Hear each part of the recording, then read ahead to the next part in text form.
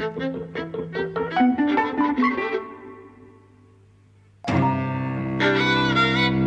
and welcome to Eavesdropping at the Movies. I'm Mike. And I'm Jose.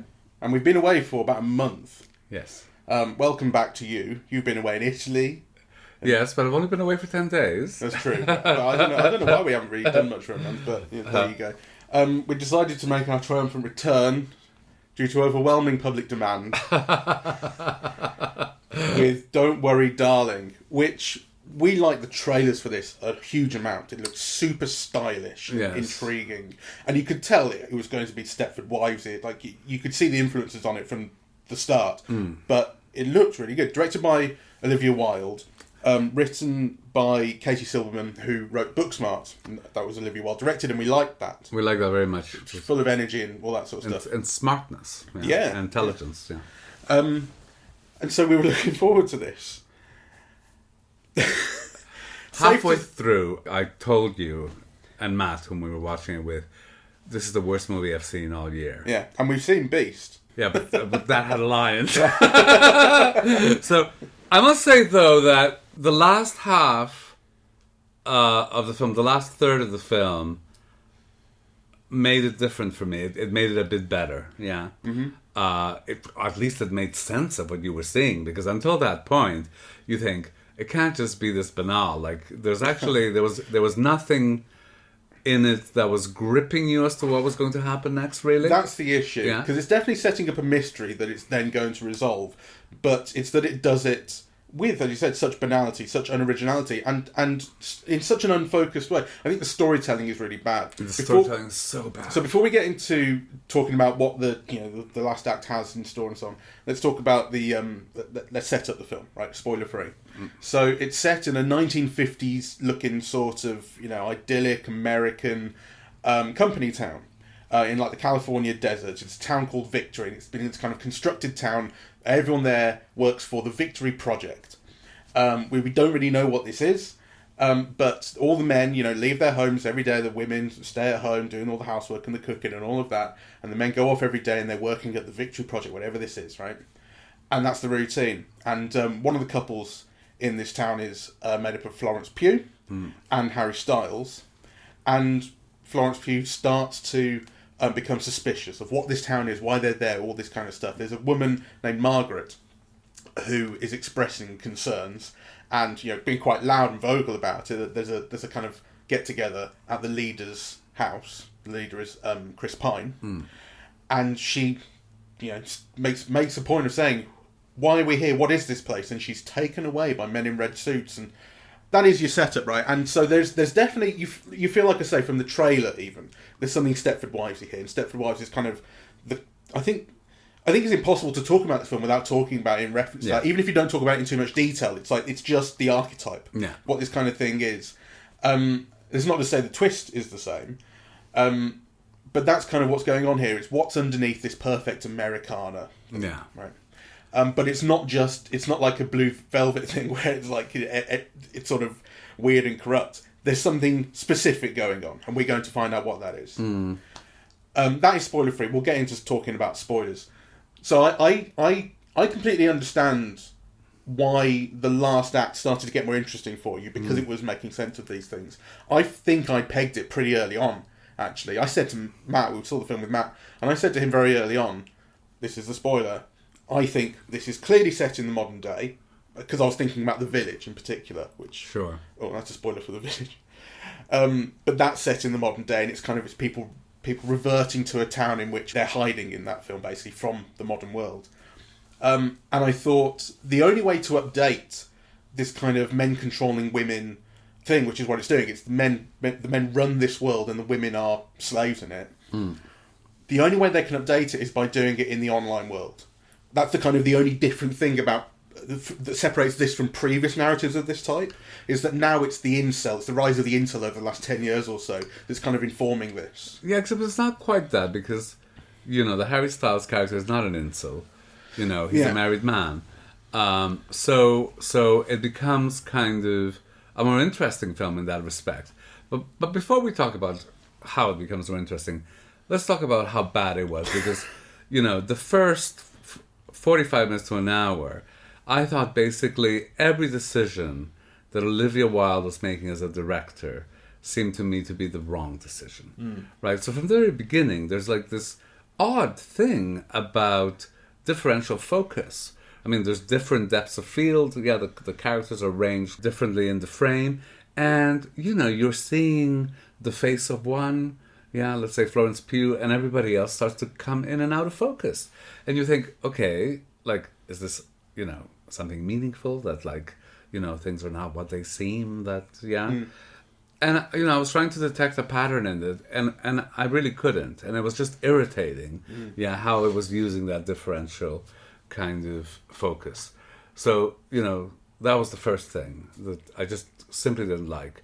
I really didn't like the stylish trope, or what it was meant to be a stylish trope, yeah. The toast, the coffee, the bacon frying, the men leaving in their cars every morning, right? Yeah. I mean, I think that had the potential to be kind of stylish if it was kind of sustained, but also it lacked the sharpness, yeah, that kind of, you know, the cars, yeah, weren't quite in line, or, yeah. No, it's kind of aiming at that Truman Show, the routine of every day, yes, and regimentation and that sort of thing. But they're not quite, because they are being driven just by real people. Yeah, so like, but still, for the film's sake and for the style's sake, you're right. It doesn't have that. You want it to line up perfectly, and that really sells the idea. That's right. And then I didn't like. So the acting was meant to be really stylized in that ways, and what happened was, you know, that the character played by Olivia Wilde herself, yeah, is kind of in that in keeping with the tone of the film, yeah, the brightness, the bitchiness, the stylishness that is aimed for kind of audiovisually. But then, of course, the rest of the cast doesn't maintain that tone, right? So kind of, you know, there's a difference in terms of acting styles. I thought it was very interesting, the distinction between like Florence Pugh and Harry Styles, right? Because Florence Pugh is wonderful, and she's transparent, you know, and like she's constantly interesting to look at, right? I think Harry Styles is betrayed by the director, right? Because at the beginning you have no information on him, yeah. He's often not at the center of the frame. He's a really peripheral character for most of the film, right? And he's got this interesting thing, which I think all pop stars do, with a couple of exceptions, yeah. Somebody like Frank Sinatra, who you just, like every emotion is visible in his face, right? But most pop stars, in life, they keep a distance, right? Because, I mean, whatever they're expressing in their music, right? So they have like kind of an image superimposed or masking, yeah, a self that's expressive and so on. They keep away from that. You see that in Bowie, you see that in Madonna. Yeah, it has kind of, you know, this distance, this mask, really. And I thought it was very interesting to look at Harry Styles that way, because I've been watching a lot of TikTok videos of him. Not that I've been following him, they just happen to appear on my feed, I think, you know, because of my nieces, really. And the thing is, he's so charming, and he's actually so open with his audiences, he's so appealing, right? And that's when he's performing kind of live, right? Whereas here, he's kind of like the opposite of that, really. Yeah, there's something kind of masking and false, and yeah, I mean, he's not bad necessarily. He's just almost like not there. Yeah, I think he is kind of bad, which is not to say that he couldn't, you know, improve in future. And I would like to see him improve, because I think he's very appealing on screen. He has presence, yes, but he is outmatched by the people around him, and he doesn't have. There's nothing too interesting about the way he delivers a line of dialogue. It's just typically what happens is just it tends to be quite flat. But he's also betrayed by the director.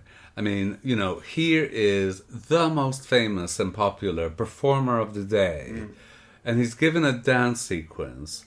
Yeah, and he's made to dance something he's not skilled at, though, you know, he is someone who knows how to move on stage. Yeah. And then it's filmed horrifically. But the character, I don't think, is supposed to be particularly good at it. It's like an initiation rite or something, but that's not the point. You could show him, kind of being charming in his dancing, and maybe also being awkward, right? But this is cut. So, you know, you rarely see his full body in motion. It's cut to his head, to his feet. Then you get the odd shot, where you see him. And that number could just have been made charmingly awkward, or sure. Yeah, I mean, it's just. I think it's a real betrayal, because also I think a lot of the audience for this film will have gone to see Harry Styles. Yeah, and he's given a moment on stage dancing, and this is what you give the audience?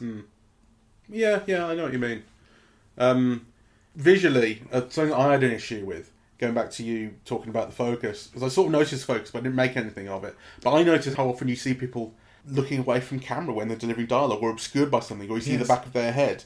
Like, it's kind of, I suppose in a way that is a betrayal, but it's a betrayal more of the audience than the actors. It's just, I want to see what you're showing. I want to see the person speaking. You know what I mean? Yeah. It's so bizarre. Some very odd decisions, and it's like the film was kind of trying to be rescued by editing, I think. So, or maybe it's a stylistic choice that actually doesn't quite work out. Maybe it's a way of saying, okay, what you're seeing is not clear, it's obscure, I mean, that's incredibly generous. It comes across to me as incompetence. Because I think and that's definitely something you could be doing, and it would be interesting to try that maybe, but it would feel so much more deliberate if they were doing. It does feel like there are a lot of things that are very amateur, or that feel amateurish about it, because I think even if it was a deliberate choice, there's a way of delivering it better. And more pointed. With the significance of those things kind of made clearer, right? Whereas, I think it might have been a stylistic choice, but then it's not kind of concretized very well. So all of that was very frustrating in this film. Let's think about the storytelling, because I said I think it's quite bad, and you agreed with me. Issues that I had with the storytelling. So we've seen the kind of development of this plot before, right? It's someone figures out there's something not right about the world they're living in. They start to put together pieces of information about it, build it to a confrontation and that sort of thing. And the film will introduce things and forget them immediately. And at other times, it will introduce things far too late, exactly when they're needed. So here's an example of both. The first one is the eggs at the start of the film. Yes. Right? She's making, her husband's gone off to work, and she's there sort of making breakfast or what have you. And she picks up an egg, and she realises there's something not right about it, so she crushes it in her hand, and the egg is completely empty. There's no egg inside it, it's just a shell. She does it with another one and another one. And you go, what's going on here? Never comes back at all. Never comes back. And I kind of, because I had this idea in my head of what was going on, I sort of went, oh, that makes sense, for what I thought. But it's never addressed again. And she doesn't bring it up, what's going on with the eggs, and there's nothing else in the film that's really similar to it, other than possibly the rumbling that you get a couple of times, which again is like this kind of minor earthquake that you get, and it's you guess, everyone thinks it's something to do with what's going on with the Victory Project, and maybe it's like weapons testing or something, but you don't actually know. No. And again, it's never addressed and never comes back. It's just there's something weird about the world that is never addressed again. The second thing, which is something that doesn't come up until you just need it, is in the confrontation scene at dinner, where there's 3 or 4 families there and Chris Pine, and they're getting to talk to the leader. And Florence Pugh feels emboldened enough to go after him. He's in fact kind of goaded her into it just prior to this. And she brings up how everyone has the same story about how they met their partners in this town. Right, so you met in Philadelphia. It's funny, a lot of people here come from Philadelphia, and you're getting a train, you drop your ticket, you're going to Boston, he picked it up for you, and everyone's got this same story. Interesting, except that at no point has this come up before. No. It's not like she noticed it, or it's like, oh, that's a funny coincidence, you've met the same way. It's just, it only comes up now. No. It hasn't built up the mystery and the tension properly. No. And actually that scene ends up possibly being interesting, or has potential to be interesting, because what I did like about it is the idea that she is completely unprepared for this confrontation. She's not remotely ready to confront Chris Pine's character about it. You'd think you'd build up and get all the information that you need, and I like the idea that she fails to do it. Yes. But again, nothing then comes out of that. It's just an interesting idea. It's very interesting because to me, the film became more interesting once I understood what was happening, once it was clearer. And at the same time, simultaneously, as I understood what was happening, then you see more clearly the failings of what you saw before. So we're now really entering spoiler territory. Yes. Okay. Because what ends up happening, or the story that became really interesting to me, is here's this man married to a very successful woman, a surgeon, who works in ER, who's they're having difficulties in their marriage because clearly she's overworked and he can't seemingly get a job, or he's at home all the time anyway. He seems to be one of these extremely online persons. Yeah, exactly. Yeah. This is Harry Styles and Florence Pugh, just to be explicit. Yes. This is their... Yeah. And they love each other. But then his idea of loving her is basically to take her life away. To kind of kidnap her, keep her strapped to a bed, steal her identity, and make her into the wife he wants, which is one who's at home cooking all the time and cleaning and waiting for him with a cocktail in her hand so he can fuck her. Right? That's his idea of what she wants. Right? Now, it's not a story that we haven't heard of before, but it would be interesting if the film kind of had dramatized it before, because ostensibly everybody in this world is made of women of men who are keeping their wives tied to a bed so he can live out this fantasy, right? Now, what kind of man is that? The film offers you no clue, that these bland men who are driving their cars to work, listening to easy listening early 60s music, have that dark edge. In fact, there's nothing in the first hour of the film that gives you a clue that the character played by Harry Styles has that darkness and selfishness or nothing. Yeah, there's not enough to, when you understand the twist, there's not enough to think back on and realise that's what was happening. Yeah. So like I said, I turned to Matt in the middle of the film, we saw the film with, and not in the middle of the film, at the start of the film, I thought, I really understand. I think this will be the modern day, and it will be online, because that's how you update this kind of story to the new world. And so it may not be incel specifically, because Harry Styles is not an incel in this. He has a partner. His real person has a partner, but it's going to build on kind of online radicalisation of men. That kind of thing, and which is definitely what it's doing when you see him sitting in front of the YouTube videos, which the Chris Pine character is narrating some, and kind of that's very much a kind of last 10 years sort of phenomenon. And it made sense. So like I said, when the thing about the eggs, I was like, oh right, so it's going to be something about it hasn't loaded the middle of the egg yet. It's going to be like a glitch in the system sort of thing, and it would have been nice if something had come out of that, but of course it's just forgotten. Things are not thought through. Yeah. Yeah, and, there's a potential for a much more complex and much more interesting film that isn't the one we see. So, for example, the world that they're living in, is, well, no, actually that's not true. I was going to say, you think that there has to be money behind it, that there has to be some kind of corporate, This is an expensive thing to maintain. Presumably, somebody is paying the rent of, all of these people who have real lives and who are sleeping through them, right? Kind of, otherwise someone discovers the crime, or there could be tension in the outside world of somebody discovering this, or, but you think there has to be some kind of corporate entity that has sufficient funds to finance all of this. Who are they? What? Why? Right? So nothing is... When it all comes out, you get Harry Styles saying, in the real world, I have to get up every day and go to work just to pay for this. And you're like, okay, so people are paying their way, but... and you can sort of imagine how it would be a kind of small, sort of hidden, kind of underground operation. But still, there's the thing about the technology that they're using to do it and so on. You think about the... when he's signing up to it, you see in kind of flashback, you see him signing up to this Victory Project. And part of the questionnaire that he's answering has something about, do you have all the equipment that, all the space that you need to set up this equipment? And then you sort of see what they're doing with this equipment, and it's a thing that holds your eyes open, and there's projection of these images that then make sense of these funny images that you see every now and again flashing into Florence Pugh's mind. But you're going like, yes. So what is the reality of this? And it's definitely the case that if the film had taken more of an interest in the reality of it and the outside world and how it actually works, as opposed to just using it as the creepy Twilight Zone twist that it does, it would be more interesting, like kind of the real life sort of implications of it and the fight over it and that sort of thing, and how fucked up it is. I instinctively think that would have been more interesting if it had kind of And you're absolutely right about not getting a sense of who the other people are, because it's so clearly built. Even in interviews and things, Olivia Wilde was talking about doing research. I think this is probably part of why I sort of fairly clocked it early on. She was talking about doing research into incels and Jordan Peterson and things like that. And you're going, but there are two people involved in this project who we really get an understanding of why they're there. One is Harry Styles, who does it. And he has a partner. He thinks that'll improve his life. It's not like he's inventing a partner in this happy world he can live in. He's, he's got one. He's got one, right? And he's just kind of unhappy in his life.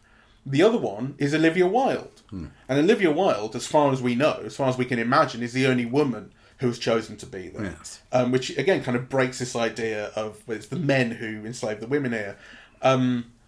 Because her thing is that she has children in this world, but her children in the real world died, and she chose to be here where she could live out this fantasy of actually having them with her. And you kind of think, I get that, actually. Like when it's just you who's involved, you assume she doesn't. Does she have a husband in the film? She does. Yeah, she does. So I guess the question is he consensually involved? We don't get any idea of that. But like with her, you go, I can totally see. Just I want to get. It's like plugged into the Matrix. I want to go back here, and But everyone else, you don't get that impression. You don't get that impression. So every other male character you see, have they invented their wives, or have they kidnapped real people, or do they have partners in the real world? All that kind of stuff. It goes nowhere. And that's actually what's more interesting. Yes, and also the Chris Pine's character. So his wife kills him at the end, and I think the assumption is that basically, is it her scheme? Is she taking over the scheme now? Is she also an equal partner? And, that, in a way, that didn't quite make sense to me. No, it made no sense at all. That move. And then there's a really important thing, I thought, which again I think would have made the film richer, which is the logical question to ask, but which the film doesn't, which is, what happens when the Florence Pugh character returns to the real world?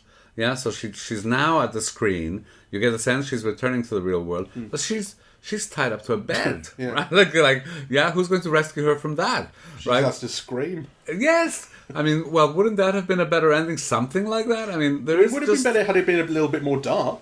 I mean, I would have much preferred it because, essentially, she succeeds at the end, right? She gets out. We don't see it, but we hear over the blackness before the credits. She takes a deep gulp of breath and she's woken up. That's the implication. But she's woken up still in chains. Yeah, but the thing is, the film has ended with this, kind of victory for she's managed to overcome the people controlling her, the patriarchal system, and all of that has forced her there. I think I wanted an unhappy ending, to be honest. I think I wanted to. I don't necessarily want her to die, but I thought I want something. I want the film to feel more of a tone of darkness. It's so funny that you think that's totally what it would aim for, in the kind of the perfect life that you then find is not perfect at all.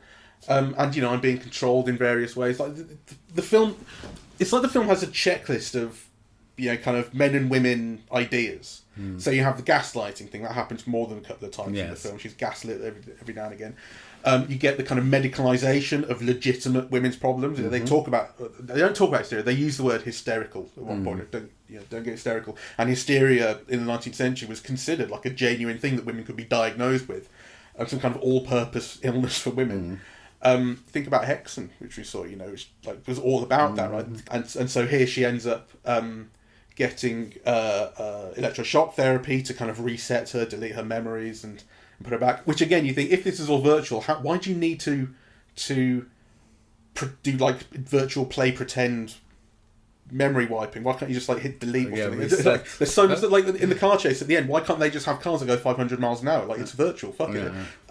You've got the idea, I think, the general setting of the 50s, the idea that all these men in the real modern world see the 50s as this kind of idyllic place to go back to, where roles were defined and women did their jobs and that kind of stuff. They were all in champagne. That's kind of, I think that's part of it. So the film does this checklist of, this is another part of the man-woman kind of fight that we can do something with, but it doesn't add up. The film is very confused because, I think on the one hand, it is drawing on that whole incel and Jordan Peterson thing. On the other hand, the Harry Styles character is almost like an archetypal abuser, right? Like, I mean, he's someone who basically, if it was a different film, he'd be beating his wife, right? I love you, I can't live without you, bang, right? So, and yet he's made to seem an incel. I don't know why, because you can't show Harry Styles hitting women, right? But he's clearly not an incel because, he partnered up and, with a really highly intelligent and skilled and successful woman. So, yeah. I suppose the implication is one of weakness. Like, he doesn't actually have the strength to improve his life or address his problems, and nor does he have the strength to be a kind of out-and-out physical abuser. So, and I think one thing that you associate with the kind of incel type is some form of weakness, and that's in that. Like, and weakness is maybe not quite the right word, because a lot of them, I mean, they do end up going out and shooting up their schools and Christ knows what. But it's. But do you know what I mean? It's something about it's. The funny thing about Harry Styles' character is being in this virtual world that he's captured his partner and got them both into. Is it kind of gives him the opportunity to be a better person? I think. Once you accept the fact that he's being an awful person for having done this. No, but he continues to do that. I mean, he's a serial abuser. So, all those lines of you and I, baby, all the way, and so on. Yeah, just before he betrays. I mean, he betrays her several times in the film, like in really major ways, right? So, I mean, that's why for me it seems like an archetypal abuser. Yeah, and, kind of when you hear about men who beat their wives, there's all these expressions of love, and of being sorry, and of making things better, and of living only for her. Yeah, and in the middle of it, like, there's all this physical abuse, right? And it's either, like, making up for it or asking forgiveness, and then kind of the cycle returns. And you see those dynamics played out in that relationship that you're shown, except that you actually never see a physical beating. Yeah, like the beating is replaced by the trapping and the overall thing. But it's interesting that, like, in the sex scenes, in the first sex scene, it's about her pleasure. Sure. Like, this idea that his perfect idea is he comes home and immediately starts eating her out. Yeah. And it's like it's about her pleasure, and it's shot as though it's for her pleasure. The focus is all on her face and. And clearly that's the way he thinks of it, right? That it's all for her. Right. So that's what I mean by it kind of gives him the opportunity to be a better person. In that sense, I don't disbelieve when he talks about loving her, and maybe that is what makes it, I suppose, archetypally abusive. He doesn't see that it's abuse. I mean, he tells her, how is it for me if you've stolen my life? Yeah. Yeah. She tells him. Yeah, she tells him. So, But the point is, when he talks about it being for her and for them and for their happiness, he believes it. He's not lying, I don't think, except maybe to himself. But he believes in himself. I don't know. Up to a point, I would say, because the thing is that when you see him in the real world, he's kind of scraggly and forlorn and out of it and dependent on her, and he can't even get it together to have the hot water turned on. So, I mean, surely, kind of, it's about doing it for himself also, He looks clean and sharp, and he's a great lover, and he gets promoted. And, sure. That's a huge part of the fantasy. So I don't think it's only for her. Anyway, we're making it seem like it was a lot more interesting film than it was. Was actually, these are all the lacks in the film, really. It was, I thought, really terrible. It was really bad. I don't think that really has a redeeming thing about it. I think it's interesting that it's been built up with all this press has happened about Shia LaBeouf apparently was involved in the film and then left, and the question of whether he walked or whether Olivia Wilde fired him and what were the reasons, some allegations. Well, I would have walked out of that role, let me tell you. Well, this is the thing. Like, it's so badly written. The allegations that Olivia Wilde made about him being bad on set or his behaviour not being conducive to the kind of work environment that she wanted and so on. And then later, Florence Pugh and Olivia Wilde apparently had a big bust up, and then she was less involved. Florence Pugh, that is, in the press and so on. And nothing is established, in fact, really. But the thing is, you totally get the impression that this really comes down to people, actually, this is a terrible film. Terrible film. And that's where this all kind of stems from. Yes. You know? And we need as much publicity for it as possible. There was also the incident. No, I don't mean they want publicity. I mean, that's why the fights would occur, you know? Well, there's that, but there's also this publicity element, because there was this thing about Harry Styles spitting on Chris Pine at the Cannes premiere. If that's true. If that's true. Yeah. It wasn't visible in the video. But you do also get a sense that, you know, it's publicity, and this is definitely a film that can use as much help as it, a lot of help. Just stay with the trailer. The trailer was good. You've seen the film really spoils it. You know? And you expect so much better. Booksmart was really good. It actually makes me want to revisit Booksmart and see...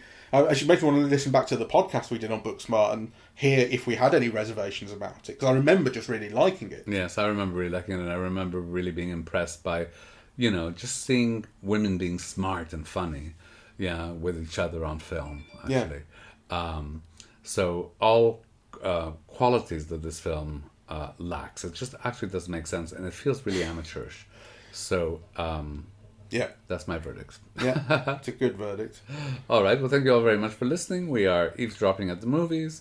We are back. Not back for long if the rest of the films are like this. Yes. God.